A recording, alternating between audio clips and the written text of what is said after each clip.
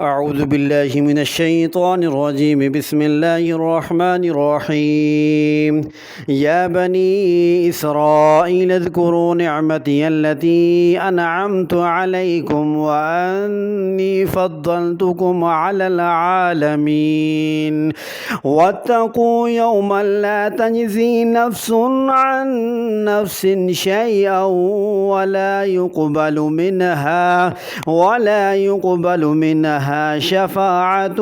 ولا يؤخذ منها عدل ولا هم ينصرون وإذ نجيناكم من آل فرعون يسومونكم سوء العذاب يذبحون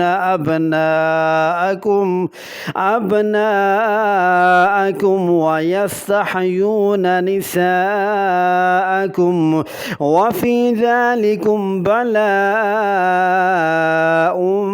من ربكم عظيم وإذ فرقنا بكم البحر فأنجيناكم وأغرقنا آل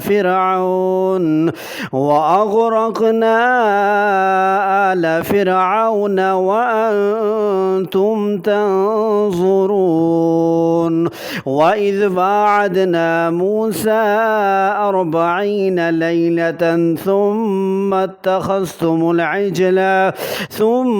اتخذتم العجل من بعده وأنتم ظالمون ثم عفونا عنكم من بعد ذلك لعلكم تشكرون وإذا آتينا موسى الكتاب والفرقان لعلكم تهتدون وإذ قال موسى لقومه يا قوم إنكم ظلمتم أنفسكم باتخاذكم العجل فتوبوا إلى بارئكم فاقتلوا أنفسكم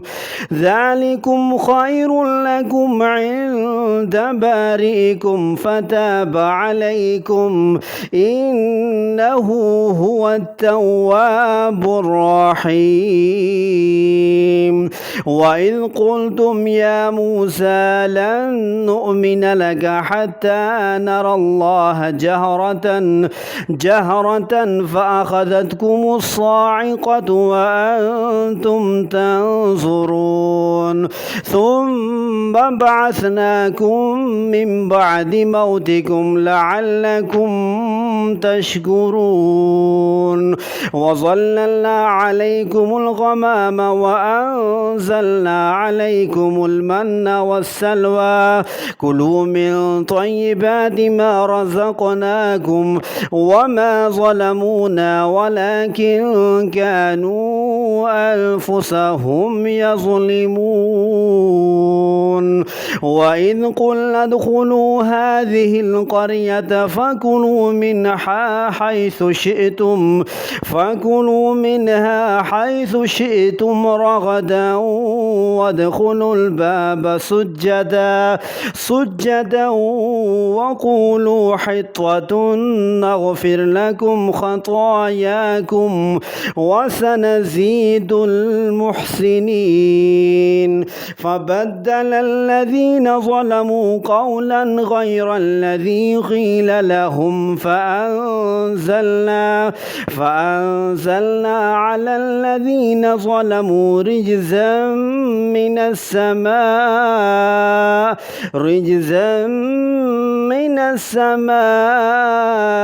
بما كانوا يفسقون صدق الله العظيم.